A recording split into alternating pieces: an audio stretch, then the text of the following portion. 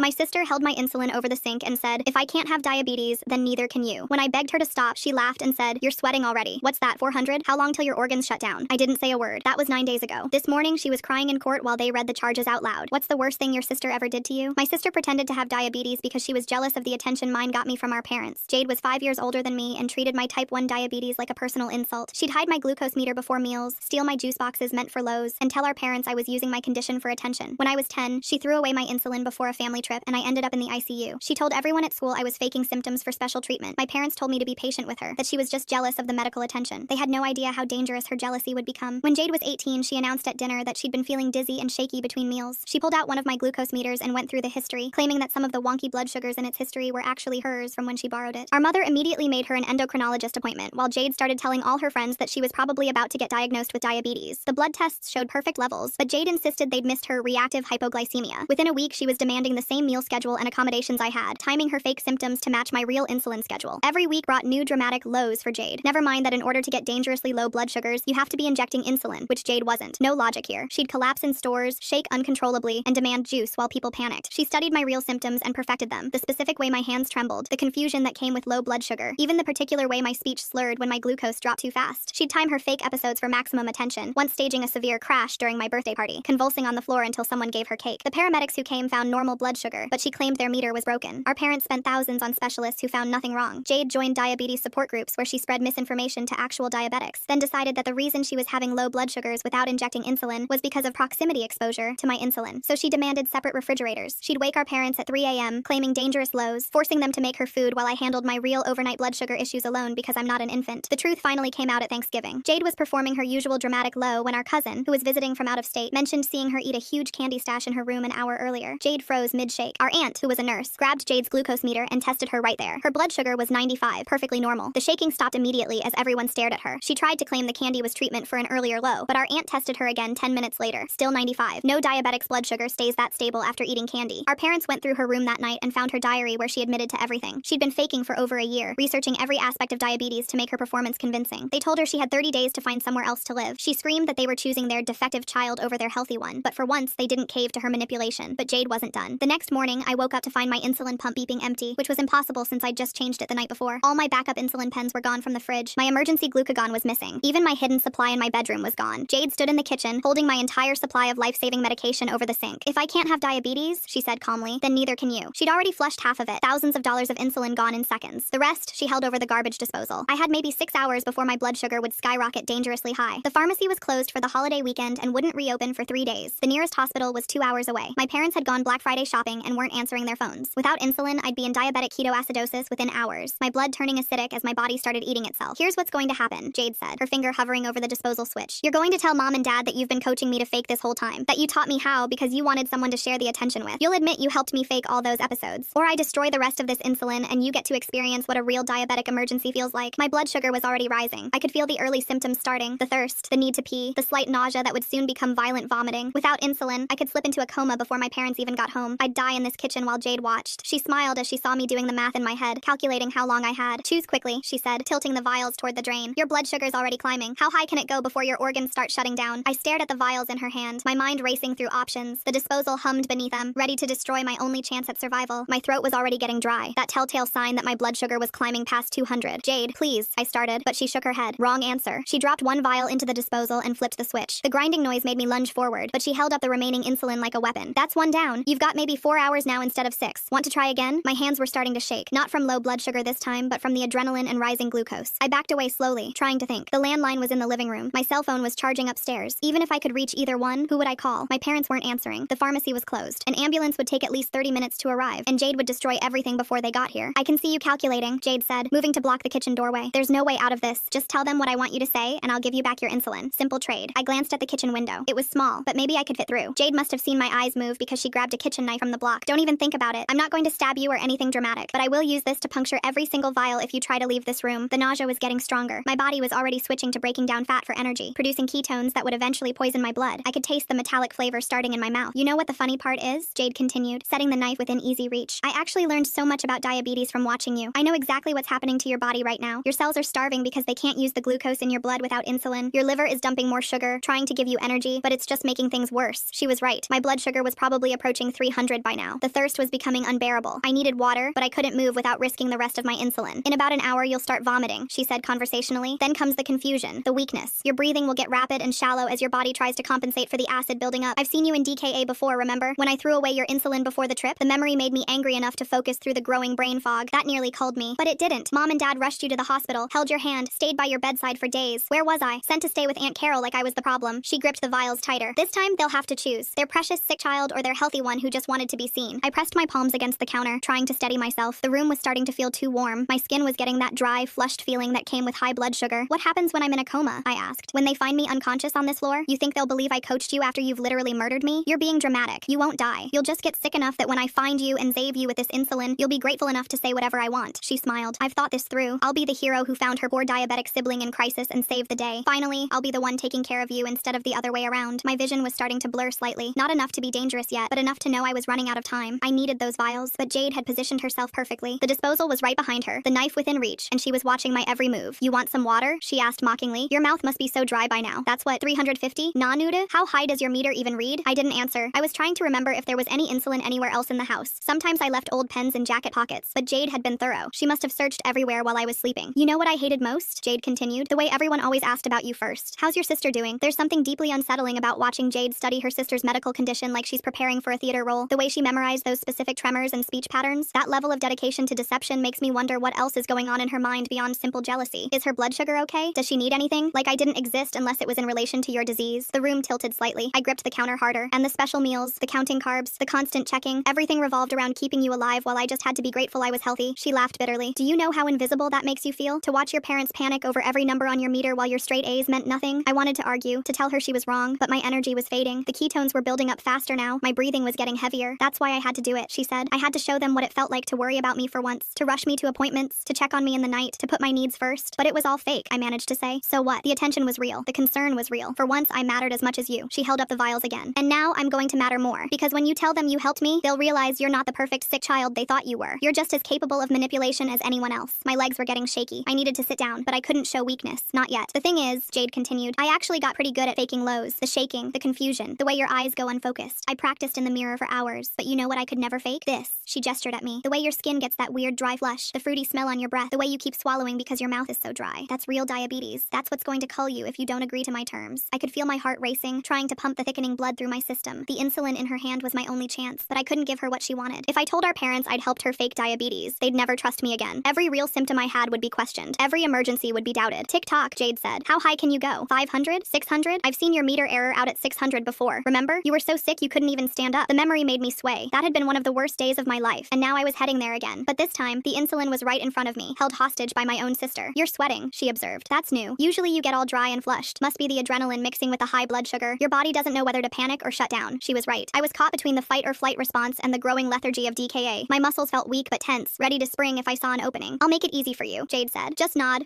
yes, and I'll hand over one vial. Enough to get you through until you can properly agree to my terms. Otherwise, she moved her hand toward the disposal again. The grinding sound from earlier echoed in my memory. Thousands of dollars of life-saving medication destroyed in seconds. I thought about all the diabetics who rationed insulin because they couldn't afford it, and here was my sister destroying it out of spite. You're thinking too hard, she said. This isn't a logic puzzle. It's simple. Your life or your reputation. What matters more? Everything was starting to feel distant, like I was watching the scene from outside my body. That was a bad sign. Severe DKA could cause confusion, delirium, even hallucinations. I needed to act before I lost the ability to think clearly. One nod, Jade pressed. That's all. Just move your head down and up, and this nightmare ends. But I knew it wouldn't end. Even if I agreed. Even if I told our parents the lie she wanted. Jade would hold this over me forever. Every time she wanted something, she'd threaten to tell the truth. Or worse, she'd do this again. I'd spend my life at her mercy, never knowing when she might steal my insulin and watch me suffer. You're running out of time, she said. I can see it in your eyes. They're getting that glassy look. How long before you can't even understand what I'm saying? The kitchen felt like it was spinning slowly. I tried to focus on her face, but it kept sliding in and out of clarity. My breathing was definitely faster now, my body trying desperately to blow off the excess acid building up in my blood. This is what you put Mom and Dad through every time you have a crisis, Jade said. This fear, this helplessness. Except they can't fix it by just nodding. They have to watch you suffer and hope the insulin works in time. I wanted to explain that I never chose chose this. Never wanted to scare them, but my tongue felt thick and clumsy. The words wouldn't come out right. Last chance, she said, raising the vials. Nod now, or I flush the rest. I calculated my options while fighting the growing fog in my brain. The kitchen clock showed 8:47 a.m. My parents wouldn't be back from Black Friday shopping until at least noon. 3 hours. My blood sugar was climbing past 400 now, judging by the symptoms. The metallic taste grew stronger with each swallow. Jade noticed my glance at the clock and smiled wider. She moved the vials closer to the disposal, letting them clink against the metal rim. The sound made my stomach clench. Each vial represented days of life, and she held them like toys. My legs buckled slightly. I caught myself on the counter, but Jade saw the weakness. She leaned forward, studying my deteriorating condition with fascination. Her research had taught her well. She knew exactly what was happening inside my body. The need for water became overwhelming. My tongue stuck to the roof of my mouth. I tried to moisten my lips, but there was no saliva left. Jade noticed this too. She walked to the cabinet, pulled out a glass, and filled it with cold water from the tap. She drank slowly, maintaining eye contact the entire time. I made a decision. Lunging wasn't an option anymore. My reflexes were too slow, my muscles already weakening from dehydration. But I could still think, at least for now. I nodded once, just enough for her to see. Jade's eyes lit up with triumph. She set down the water glass and picked up one vial, examining it like a prize. Then she shook her head and laughed. The vial went back with the others. She explained that a nod wasn't enough. She wanted to hear me practice the story first. Every detail had to be perfect. How I supposedly taught her to fake symptoms. How we planned it together. How I helped her research diabetes to make her performance convincing. She wanted me to rehearse until it sounded natural. My vision swam. The kitchen tiles beneath my feet seemed to ripple. I gripped the counter harder, fingernails digging into the laminate. The effort of standing was becoming monumental. My body was eating itself, breaking down muscle and fat for energy it couldn't use. Jade pulled out her phone and started recording. She wanted video evidence of my confession, proof that I was coherent and speaking voluntarily. She positioned the phone on the counter, adjusting the angle to capture both of us. I opened my mouth to speak, but only a croak emerged. My throat was too dry. Jade sighed dramatically and slid the water glass across the counter. I grabbed it desperately, gulping down the entire contents. The relief was momentary. Within seconds, the thirst returned worse than before. She demanded I start talking. I began stammering through her fictional narrative, but my words slurred together. The brain fog was thickening. Simple sentences became complex puzzles. Jade grew frustrated with my performance. She made me start over twice, each time threatening the insulin when I stumbled. The nausea hit suddenly. I doubled over, dry heaving into the sink. Nothing came up but bile. My stomach had been empty since dinner the night before. Jade stepped back in disgust, but kept filming. She narrated my symptoms to the camera, documenting my decline like a science experiment. When the heaving stopped, I slumped against the counter. My legs shook uncontrollably. Not the practiced tremor of hypoglycemia, but the weakness of a body shutting down. I slid to the floor, back against the cabinets. The cool tiles felt good against my feverish skin. Jade crouched down to my level, keeping the insulin vials visible. She reminded me that we weren't done. The confession needed to be complete and convincing, but forming coherent thoughts was becoming impossible. Words floated away before I could grasp them. She grew impatient with my deteriorating speech. Standing up, she paced the kitchen, muttering about timing. She needed me functional enough to confess, but sick enough to be grateful. The window was narrowing. She checked her phone, calculating when our parents might return. I tried to stand, but my legs wouldn't cooperate. The room spun violently. I closed my eyes, but that made the nausea worse. My breathing had become rapid and shallow, my body trying to expel the building acid through my lungs. Each breath felt insufficient. Jade noticed my breathing pattern and nodded knowingly. She'd studied this too. 2 small respirations, she announced proudly. Deep labored breathing that meant the acid levels were becoming critical. She estimated I had maybe an hour before consciousness became questionable. The confession attempt resumed. She coached me through the words, but my responses were increasingly incoherent. Frustration flashed across her face. Her perfect plan required my cooperation, but my body was failing faster than she'd anticipated. She decided on a new approach. Grabbing a notepad from the drawer, she wrote out the confession herself. All I had to do was copy it in my own handwriting. She thrust the pen at me, but my hands shook too badly to grip it properly. The pen clattered to the floor. My vision tunneled. Dark spots danced at the edges. Jade switching from jealous sister to part-time doctor is quite the career change. Studying symptoms like she's preparing for medical school instead of just regular old blackmail. I blinked hard, trying to clear them, but they multiplied. Jade's face blurred into an indistinct shape. Her voice sounded distant, like she was speaking from another room. She slapped my face lightly, trying to restore focus. The contact felt strange, disconnected from my body. She was losing her window. If I passed out before confessing, her leverage disappeared. She'd have to give me the insulin or risk me dying, which would ruin everything. The next wave of nausea was violent. This time, my stomach found something to expel. The bile burned my throat. Jade jumped back, cursing. She grabbed paper towels, throwing them at me in disgust. The smell made the nausea worse. She announced a new plan. If I couldn't speak or write, she'd accept a video of me nodding along as she told the story. Simple yes movements to her questions. She repositioned the phone and started recording again, but even nodding was becoming difficult. My neck muscles felt weak, unable to support my head properly. It lolled to one side. Jade grabbed my chin, forcing me to look at the camera. Her touch felt hot against my clammy skin. The questions began. Did I help her fake diabetes? A weak nod. Did I teach her the symptoms? Another nod. But my movements were so small, so uncertain, that even Jade could see they wouldn't convince anyone. She needed me more coherent. She made a decision. Opening one vial, she drew up a tiny amount of insulin in a syringe. Not enough to save me, just enough to stabilize me temporarily. She'd give me small doses, keeping me functional but dependent. Control through chemistry. The needle approached my arm. I tried to pull away but lacked the strength. Then a sound made us both freeze. A car door slammed outside. Jade rushed to the window, peering through the blinds. Our elderly neighbor, Mrs. Beaufort, was getting her morning paper. Jade watched until Mrs. Beaufort went back inside. The interruption had rattled her. She hadn't considered that others might notice something wrong. The neighborhood was usually quiet, but people were home for the holiday weekend. She returned to find me slumped further down the cabinets. My breathing was more labored, each inhale a conscious effort. The insulin in her hand represented salvation, but she hesitated. Once she gave me any, she'd lose some control. Instead, she tried another tactic. She reminded me of all all the times I'd gotten attention for my diabetes. Every hospital visit, every concerned teacher, every special accommodation. She listed them like crimes, building her case for why she deserved to fake the same condition. Her words faded in and out of my consciousness. I caught fragments about fairness, about being seen, about years of invisibility. But understanding required energy I didn't have. My body was conserving resources for basic survival. The doorbell rang. We both startled. Jade's eyes went wide with panic. She hadn't expected anyone. Through the kitchen window, I could see a delivery truck. The driver stood at our front door with a package. Ringing again. Jade had to answer or risk suspicion. She quickly hid the insulin vials in her pocket and pointed the knife at me. A silent warning to stay quiet. Then she composed herself and walked to the front door. I heard muffled conversation. The driver needed a signature. Jade's voice sounded artificially cheerful, thanking him for working the holiday. The door closed. Her footsteps returned, quick and agitated. She found me trying to crawl toward the landline phone in the living room. I'd made it maybe 3 feet. My arms shook with the effort. She grabbed my ankle, dragging me back to the kitchen. The movement made my vision go white. Anger replaced her earlier calm. The interruption had shown her how precarious her plan was. Anyone could show up. Our parents might return early. A neighbor might notice something wrong. She needed to finish this quickly. She pulled out all the remaining vials, lining them up on the counter. One by one, she named what each meant. This one was for the birthday party she ruined. This one for the family vacation that became about my medical needs. This one for every time mom checked on me at night instead of her. The disposal hummed to life. She held the first vial over it, watching my face. But I could barely focus on her anymore. The room had taken on a dreamlike quality. Nothing felt real except the burning in my veins and the desperate need for air. She dropped the vial. The grinding sound lasted seconds. Thousands of dollars of medication destroyed. She picked up the next one, then the next. Each destruction accompanied by another grievance. Another moment she felt overlooked. Only 2 vials remained. My body convulsed, muscles cramping from dehydration and electrolyte imbalance. The pain cut through the fog momentarily. Jade watched with clinical interest. She'd never seen this symptom in her research. Real suffering looked different than performance. She knelt beside me again, holding the last 2 vials. Her offer had changed. She no longer needed a full confession, just agreement that I'd stay quiet about what she'd done, let her tell whatever story she wanted. In exchange, I'd get enough insulin to survive. I tried to process her words, but thoughts scattered like smoke. My brain was starving for glucose it couldn't access. Neural pathways misfired. Reality fractured into disconnected moments. Jade's face, the vials, the knife, the ticking clock. She grabbed my shoulders, shaking me. My head flopped uselessly. She was losing me, and she knew it. The careful timing of her plan was falling apart. She'd underestimated how quickly DKA progressed, how violent the body's breakdown could be. A new sound, my phone ringing upstairs, the ringtone I'd assigned to mom. It rang 4 times, then went to voicemail. Jade's face showed real fear now. If our parents were trying to reach us, they might come home early. She made a desperate decision. Drawing up insulin from 1 vial, she prepared a proper dose. Not the tiny amount from before, but enough to actually help. She'd give me this shot, stabilize me, then force the agreement when I was coherent. The needle went into my arm, cold insulin entering dying tissue. It would take time to work, maybe 20 minutes before any improvement. Jade sat back to wait, keeping the last vial as insurance, but she'd miscalculated again. The doorbell rang once more. This time, the voice calling through the door was familiar. Mrs. Beaufort, asking if everything was okay. She'd seen the delivery driver leave quickly, noticed our parents' car was gone, worried about us being alone. Jade froze. Mrs. Beaufort was persistent, the kind of neighbor who baked cookies and checked on everyone. She wouldn't leave easily. Her voice carried through the door, mentioning she'd brought leftover pie from Thanksgiving. I tried to call out, but only managed a weak moan. Jade clamped her hand over my mouth, her palms sweaty with panic. Mrs. Beaufort knocked again, harder this time. She announced she was getting worried and might call our parents. That threat mobilized Jade. She couldn't have Mrs. Beaufort calling our parents, alerting them to come home. She stood, smoothing her hair, and walked to the door. Her voice shook slightly as she explained we were fine, just sleeping in. Mrs. Beaufort wasn't convinced. She asked to see me specifically, mentioning she knew about my diabetes and worried when she didn't see me outside like usual. Jade made excuses, but Mrs. Beaufort's tone grew more concerned. The conversation stretched on. I could hear the suspicion creeping into Mrs. Beaufort's voice. Jade was talking too fast, over-explaining. The insulin was starting to work, clearing my thoughts marginally. I needed to make noise, any noise. I knocked over the water glass. It shattered on the tile floor. The sound was unmistakable. Mrs. Beaufort's voice rose, demanding to know what that was. Jade claimed I'd dropped something in the kitchen, that everything was fine, but Mrs. Beaufort had raised 3 children. She knew when something was wrong. She announced she was calling 911 if Jade didn't open the door fully and let her see me. The threat was real. Mrs. Beaufort didn't bluff. Jade returned to the kitchen, frantic. Her plan was crumbling. She couldn't let Mrs. Beaufort call for help, but she also couldn't let her see me like this. She grabbed the last insulin vial, holding it like a bargaining chip. She hissed that I had one chance. Tell Mrs. Beaufort I was fine, just feeling sick from something I ate. Make her leave. If I said anything else, she'd destroy the last vial and disappear before help arrived. I'd be left to explain everything while dying. The insulin was working slowly. My thoughts were less scattered, though my body remained weak. I could hear Mrs. Beaufort threatening to use the spare key she had for emergencies. Our parents had given it to her years ago. Jade pulled me to my feet, supporting most of my weight. We stumbled to the front door together. She whispered final threats in my ear. One wrong word, and the last vial would be gone. She'd claim I'd destroyed my own insulin in a fit of anger. The door opened partially. Mrs. Beaufort's worried face appeared in the gap. Her eyes immediately found mine, taking in my pale skin, labored breathing, and obvious distress. Her expression hardened with concern. I opened my mouth. The words that came out surprised everyone, including me. I asked Mrs. Beaufort if she still had any of that special tea from her garden, the one that helped with nausea. My voice was weak but clear enough. Mrs. Beaufort's eyes narrowed. She'd known me since I was 5. She knew I hated tea, especially her bitter herbal concoctions, but she played along, saying she'd go get some right away. She'd be back in 5 minutes. Jade started to close the door, relieved, but Mrs. Beaufort's foot blocked it. She looked directly at me and asked if I'd checked my blood sugar recently. A simple question, but loaded with meaning. She knew the signs of diabetic crisis. Mrs. Beaufort coming in with the pie and the detective skills is like watching someone's grandma turn into Sherlock Holmes. She knows that fake "we're fine" voice from 3 blocks away. I nodded, lying that it was fine, but my hand moved to my pocket, where I always kept my glucose meter. The gesture was subtle but deliberate. Empty pocket, no meter. Mrs. Bufort's face changed. She understood. She announced loudly that she'd get the tea and call my parents to let them know I wasn't feeling well. Jade protested, but Mrs. Bufort was already walking away, moving faster than her 70 years should allow. She knew something was terribly wrong. Jade slammed the door. Rage replaced her earlier calculation. Everything was falling apart. She had minutes before Mrs. Bufort either called 911 or our parents, maybe both. The game was over. She dragged me back to the kitchen, shoving me against the counter. The last vial came out of her pocket. She held it over the disposal one final time. If she was going down, she'd take me with her. Mutual destruction rather than defeat. But the insulin was working more now. My mind was clearing enough to think tactically. I reminded her that destroying the last vial meant she'd have to explain my death. No story would cover that. She'd go to prison, real prison, not just family consequences. She hesitated. I pressed on, words coming easier now. If she gave me the insulin, I'd tell everyone I'd accidentally destroyed my supply. A stupid mistake while half asleep. She could confirm the story, be the hero who helped me through the crisis. Our parents would forgive her previous lies in light of her help. The offer hung between us. Jade calculated rapidly. She could hear Mrs. Bufort's voice outside, probably on her phone already. Time was running out. Either she committed to destroying me completely or salvaged what she could. Sirens in the distance, faint but growing louder. Mrs. Bufort hadn't waited. Help was coming. Jade's window for deciding was closing with each second. She looked at the vial, then at me, then at the door. She made her choice. The vial flew across the room, smashing against the wall. Glass shards and precious insulin splattered across the floor. The last of my salvation destroyed in a moment of spite. Jade smiled coldly. If she couldn't win, neither of us would. But I smiled back, because during our struggle, while she'd been distracted by Mrs. Bufort, I'd done something she hadn't noticed. The syringe she'd used earlier, the one with the partial dose, had rolled under the counter. I'd grabbed it while she dragged me to the door. There was still insulin in it. Not much, maybe 2 units, but enough to keep me alive until help arrived. I'd hidden it in my waistband, waiting. Now, as sirens grew louder, I pulled it out and injected the remaining dose. Jade's face went white. She hadn't destroyed everything after all. Her final act of cruelty had failed. She ran for the back door, but it was too late. Red and blue lights were already flashing through the windows. Mrs. Bufort had given them our address. Paramedics burst through the front door. Mrs. Bufort right behind them with her spare key. They found me on the kitchen floor, conscious but weak, surrounded by broken glass and destroyed medical supplies. Jade stood frozen by the back door, caught between fleeing and facing consequences. The next minutes blurred together. Paramedics checking vitals, starting IV lines, administering emergency dextrose, police officers arriving, taking in the scene, Mrs. Bufort explaining what she'd witnessed, Jade trying to spin stories that fell apart under basic questioning. My blood sugar stabilized slowly. The immediate danger passed, though I'd need hospital monitoring. As they loaded me onto a gurney, I heard Jade telling officers I'd destroyed my own insulin during an argument, but the evidence told a different story. The knife she'd threatened me with still lay on the counter. The video she'd recorded on her phone showed my deteriorating condition and her demands. The destruction in the kitchen, the glass shards with insulin residue, all painted a clear picture of what had transpired. Our parents arrived as the ambulance prepared to leave. Mom's face went from confusion to horror as officers explained what they'd found. Dad stood silent, processing how badly they'd misread the situation. They'd enabled Jade's jealousy until it nearly culled me. The hospital room smelled like disinfectant and stale coffee. I watched the IV drip steadily into my arm, each drop carrying the insulin my body desperately needed. The paramedics had stabilized me in the ambulance, but the doctors wanted to monitor me for at least 24 hours. My blood sugar readings showed the violent swings from the past few hours, evidence of how close I'd come to diabetic coma. Mom sat in the chair beside my bed, her face puffy from crying. She'd been apologizing nonstop since arriving at the hospital, but I was too exhausted to respond. Dad paced by the window, occasionally stopping to stare at the parking lot below. Neither of them had mentioned Jade's name since the police took her away. A nurse came in to check my vitals. She adjusted the insulin drip based on my latest glucose reading, then left us in silence again. The steady beeping of monitors filled the void where conversation should have been. My throat still felt raw from the vomiting, and every muscle ached from the severe dehydration. Mrs. Bufort appeared in the doorway, holding a small potted plant. She'd changed out of her morning robe into proper clothes, but her face still showed the strain of the morning's events. Mom stood to hug her, fresh tears starting. They spoke in hushed tones near the door while I pretended to sleep. The detective arrived an hour later. He was younger than I expected, with kind eyes and a gentle manner. He pulled up a chair and asked if I felt well enough to give a statement. Mom started to protest, but I nodded. The story needed to be told while the details were fresh. I walked him through everything, from discovering my empty insulin pump to Jade's final destructive act. He took notes carefully, occasionally asking for clarification. When I mentioned the video Jade had recorded on her phone, he made a special note. That evidence would be crucial. The detective explained what would happen next. Jade was being held on charges of reckless endangerment and destruction of property. The value of the destroyed insulin alone made it a felony. Combined with the deliberate withholding of life-saving medication, she faced serious consequences. He asked if I wanted to press charges. I looked at my parents, saw their devastated faces, and nodded again. After he left, the silence returned heavier than before. Dad finally stopped pacing and sat in the other chair. He reached for my hand, squeezing it gently. His calloused fingers trembled slightly. Mom moved to sit on the bed's edge, careful not to disturb the IV line. They told me about finding Jade's diary months ago, but dismissing it as teenage dramatics. About the warning signs they'd ignored, choosing to believe her performances rather than face the ugly truth. About how they'd failed both their daughters in different ways. Their words came out jumbled, interrupted by tears and long pauses. A social worker visited next. She was older, with gray hair pulled back in a practical bun. She asked about my home situation, whether I felt safe returning there. The question seemed absurd after everything, but I understood the protocol. She left pamphlets about family counseling and support groups for families dealing with medical abuse. The endocrinologist arrived for evening rounds. Dr. Rollin had been my doctor since diagnosis, and her familiar face brought unexpected comfort. She reviewed my chart, adjusting my insulin regimen to account for the trauma my body had endured. She mentioned that stress could affect my blood sugar control for weeks, requiring closer monitoring. Night fell outside the window. The hospital cafeteria had long since closed, but Dad found vending machines somewhere. He returned with an armload of snacks, desperate to do something helpful. I managed a few crackers, my my stomach still unsettled from the day's ordeal. Mom's phone rang constantly. Family members had heard something was wrong. She stepped into the hallway to field calls, her voice muffled through the door. I caught fragments about Jade, about charges, about not knowing what would happen next. Each conversation seemed to drain more energy from her. The night nurse was different, older and more businesslike. She checked my blood sugar every 2 hours, pricking my fingers with practiced efficiency. The numbers were stabilizing slowly, my body gradually returning to its normal patterns. She brought extra blankets without being asked, recognizing the bone-deep chill that came after severe DKA. I dozed fitfully between blood sugar checks. Every time I closed my eyes, I saw Jade holding those vials over the disposal. The grinding sound echoed in my dreams. I'd wake gasping, convinced my insulin pump was beeping empty again. Mom would squeeze my hand, reminding me where I was. Morning brought new doctors, new discussions about discharge planning. The psychiatrist was required after what they classified as a traumatic event. She asked careful questions about my mental state, screening for post-traumatic stress. I answered honestly about the nightmares, the anxiety about my insulin supply, the fear that hadn't quite faded. Physical therapy came next. The severe dehydration had left me weaker than expected. The therapist helped me walk the hospital corridors, building strength back gradually. My legs shook with each step, muscles protesting after their ordeal. She assured me this was normal, that recovery would take time. The pharmacy delivered my new insulin supply directly to the room. The pharmacist went through each vial with me, verifying the prescription and expiration dates. Mom watched anxiously as I checked each one, her hand hovering near the bag like she could protect it through proximity. Dad asked about getting a lockbox for home storage. Really makes me wonder what Jade's telling herself right now in that holding cell while her family picks up the pieces of her mess. The way she just ran when the sirens came says everything about how much planning really went into this whole scheme. Discharge planning began after lunch. The case manager discussed follow-up appointments, emergency protocols, and safety planning. She mentioned that Jade wouldn't be allowed near me once released on bail, that a restraining order was already in process. The words felt surreal, like we were discussing a stranger instead of my sister. Mrs. Beaufort returned that afternoon with homemade soup. She'd been cooking all morning, she said, needing something to do with her hands. She sat with Mom while I sipped the broth, the two women finding comfort in shared silence. Before leaving, she pressed a spare key into Mom's hand, insisting we keep it for emergencies. The insurance coordinator arrived with paperwork. The destroyed insulin would be covered under our policy's emergency replacement clause. She walked us through the forms, explaining coverage for the hospital stay and follow-up care. Dad asked about counseling coverage, his voice carefully neutral. My regular insulin pump needed replacing after the trauma. The diabetes educator brought a new one, going through the setup process methodically. My hands shook as I primed the tubing, muscle memory warring with fresh trauma. She was patient, letting me work through each step at my own pace. Evening brought more visitors. My aunt arrived from 2 states away, having driven all day after Mom's call. She hugged me carefully, mindful of the IV, then turned to my parents with less gentleness. I heard heated whispers in the hallway, accusations about enabling Jade, about ignoring warning signs. The night shift arrived again. Different nurses this time, but the same routine of blood sugar checks and vital signs. I slept better, exhaustion finally overwhelming anxiety. The nightmares were still there, but less vivid, my mind beginning to process the trauma into manageable pieces. The second morning brought discharge papers. Dr. Rollin did a final examination, pronouncing me stable enough for home care. She adjusted my insulin ratios again, accounting for the stress hormones still flooding my system. She scheduled follow-up appointments for the next week, wanting to monitor my recovery closely. The discharge nurse went through a lengthy checklist. Medications verified, follow-up appointments confirmed, emergency contact numbers updated. She had me demonstrate drawing up insulin and checking my blood sugar. Standard protocol, but suddenly weighted with new meaning. Mom watched every movement, as if memorizing the procedures herself. Dad had brought fresh clothes from home. Getting dressed felt strange after 2 days in a hospital gown. My jeans hung loose, the dehydration having stripped away water weight. The simple act of tying my shoes left me breathless, my body still recovering from its ordeal. The wheelchair ride to the exit was mandatory, hospital policy regardless of my protests. Dad pulled the car around while Mom gathered the accumulated belongings. Flowers from relatives, get-well cards from neighbors who'd heard the news, the untouched pamphlets about family counseling. The drive home was silent except for the radio playing softly. I sat in the back seat, watching familiar streets pass by. Everything looked the same but felt different, like returning to a foreign country. Mom kept turning to check on me, her seatbelt straining with each movement. Our house looked exactly as we'd left it 3 days ago. The Black Friday sale papers still sat on the kitchen table. Jade's coffee mug stood in the sink, unwashed. The normalcy felt obscene after everything that had happened. Dad immediately began gathering Jade's belongings from common areas, stuffing them into boxes. I stood in the kitchen doorway, unable to enter. The broken glass had been cleaned up, the insulin residue mopped away, but I could still see it all. The counter where I'd gripped for support, the sink where I'd vomited, the spot where I'd collapsed. Mom gently guided me to the living room instead. The lockbox arrived by delivery that afternoon. Dad installed it in my bedroom closet immediately, adding a combination lock for extra security. We loaded my insulin supply inside, counting each vial twice. He gave me the combination, made me practice opening it several times. Mom wrote it down and hid the paper in her jewelry box. My bedroom felt like a sanctuary and a prison simultaneously. Everything was exactly as I'd left it, but Jade's presence lingered. I found one of my old glucose meters in my desk drawer, one she must have missed during her search. The discovery made me shake uncontrollably until Mom held me steady. Dinner was takeout, nobody feeling up to cooking. We ate in the living room, abandoning the dining table where so many family dramas had unfolded. The food tasted like cardboard, but I forced it down, knowing my blood sugar needed the stability. Dad obsessively checked the nutrition information, calculating carbs with new intensity. The doorbell rang after dark. We all froze, the sound triggering fresh anxiety. It was just another neighbor, dropping off a casserole and expressing concern. Mom accepted it graciously while Dad and I remained hidden in the living room. The normalcy of suburban kindness felt jarring against our new reality. Bedtime brought new challenges. I checked my insulin supply 3 times before attempting sleep. Mom offered to stay in my room, but I declined. I needed to face this alone, to begin rebuilding my sense of security. She compromised by leaving both our doors open, promising to listen for any distress. Sleep came in fragments. I woke every few hours to check my blood sugar. The routine now tinged with paranoia. Each reading was normal, but I checked twice anyway. The insulin pump hummed softly on my nightstand, its familiar sound both comforting and triggering. Morning arrived with Mom already in the kitchen, preparing breakfast. She'd researched low glycemic recipes overnight, determined to help manage my diabetes better. Dad sat at the table with a notebook, writing down questions for the lawyer he'd contacted. The pretense of normal family breakfast felt forced but necessary. The pharmacy called to confirm my prescription refills were ready. Mom insisted on picking them up immediately, despite having just received the hospital supply. She returned with bags of supplies, enough insulin to last months. We added it all to the lockbox, the growing stockpile a tangible comfort. Dr. Rollins' office called to confirm my follow-up appointment. The receptionist mentioned they'd added extra time to the slot, understanding this visit would involve more than routine diabetes management. Mom marked it on 3 different calendars, her anxiety manifesting in over-preparation. I spent the afternoon testing my blood sugar obsessively. Every slight symptom triggered panic. Was I thirsty because my sugar was high, or just dehydrated? Did my hands shake from low blood sugar or residual trauma? Mom finally hid my extra test strips, limiting me to the prescribed checking schedule. The detective called with updates. Jade had made bail but was staying with a friend across town. The restraining order was officially in place. He mentioned the prosecutor was taking the case seriously, given the life-threatening nature of her actions. Court dates would be scheduled soon. Dinner was another quiet affair. We developed a new routine already, eating in the living room to avoid the kitchen's memories. Dad had started researching home security systems, showing us options on his tablet. Motion sensors, cameras, alarm systems, anything to restore our sense of safety. The counselor called to schedule our first family session. Mom had reached out to several before finding one who specialized in medical trauma and family dysfunction. The first appointment was set for next week, giving us time to process the immediate crisis before diving into deeper issues. Night fell with its familiar anxieties. I'd checked the insulin supply twice more, despite knowing nothing had changed. Mom had started a log, documenting every vial's location and expiration date. Dad installed a baby monitor in my room, insisting it was just temporary, just until things felt normal again. The second night home was marginally better. I only woke twice to check blood sugars, only verified my insulin supply once. Mom appeared in my doorway during one check, wordlessly confirming she was still maintaining her vigil. We nodded at each other in the darkness, a silent acknowledgement of our new reality. Morning brought the beginning of routine: breakfast, blood sugar check, insulin dose, recording everything in the logbook. Mom watched but didn't hover as much. Dad left for work reluctantly, calling twice before lunch to check in. The house felt emptier without his anxious presence. I ventured into the kitchen for the first time since returning home. The familiar space felt foreign, each surface holding invisible memories. Mom found me standing frozen by the sink, unable to move forward or back. She gently led me through making tea, reclaiming the space one small action at a time. The mail brought medical bills and insurance paperwork. Mom sorted through them methodically, creating files for everything related to the incident. She'd already started the appeals process for the destroyed insulin, determined to have Jade's actions documented in every possible system. Mrs. Beaufort stopped by with more food and a listening ear. She shared stories of her own family struggles, normalizing our pain without minimizing it. Before leaving, she made us promise to use that spare key if we ever needed anything, day or night. Her fierce protectiveness brought Mom to tears again. The afternoon was dedicated to reorganizing my diabetes supplies. We created multiple emergency kits, strategically placed throughout the house. Each contained glucose tablets, a spare meter, and ketone testing strips. Dad labeled each one with bright red tape, making them impossible to miss. Dad turning into a security system expert while Mom becomes a meal prep champion shows how trauma makes everyone suddenly pick up new hobbies nobody asked. Dr. Rollins' follow-up appointment confirmed my physical recovery was progressing well. My blood sugar patterns were stabilizing, though still showing stress-related spikes. She adjusted my insulin ratios again and recommended continuous glucose monitoring for added peace of mind. The technology would alert us to dangerous trends before they became critical. The drive home was when Mom finally broke down completely. She pulled over, sobbing about failing to protect me, about enabling Jade's behavior, about the 1,000 small signs she'd ignored. I held her hand while she cried, both of us learning that healing would come in waves. Dad had dinner waiting, having left work early to cook. He'd made my favorite meal from childhood, trying to create new positive memories in our kitchen. We ate together at the dining table for the first time since the incident, reclaiming another piece of our home. Evening brought exhaustion, but also a strange peace. We'd survived another day. My blood sugars had stayed stable. The insulin remained safely locked away. These small victories felt monumental. Mom suggested watching a movie together, something light and distracting. Bedtime came with less anxiety. I checked my supplies only once, recorded my blood sugar normally. Mom kissed my forehead goodnight, a gesture she hadn't made since I was young. Dad double-checked the new alarm system before retiring. We were learning to feel safe again. The night passed peacefully. I woke only once, more from habit than need. My blood sugar was perfect, my insulin pump humming steadily. I lay in the darkness, listening to the familiar sounds of home, and felt something inside begin to unknot. Morning dawned with possibility. The trauma would always be there, woven into our family's fabric, but we were learning to live with it, to build new routines around the scars. Mom made breakfast without hovering. Dad left for work with only one check-in call planned. I sat at the kitchen table, the same spot where everything had started, and took my morning insulin without fear. The simple act felt like reclaiming power. Mom smiled at me across the table, hope beginning to creep back into her eyes. Life would continue, different than before, marked by new vigilance and hard-won wisdom, but continuing nonetheless. Well, folks, that's a wrap on our time together. Appreciate you letting me tag along and call out life's little plot twists. Always a good time. If you made it to the end, drop a comment. I love